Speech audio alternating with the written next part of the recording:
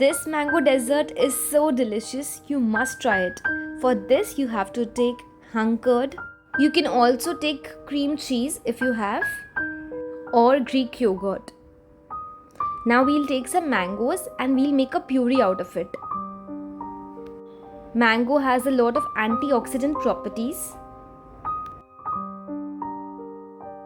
Now in a bowl we will add the hung curd, mango puree, condensed milk, saffron milk and elaichi powder to add a flavor in it. Now mix them together and then pour this into some container. You can take steel containers or silicone containers and then cover it with foil and then steam for 20 minutes and chill for 2 hours before serving.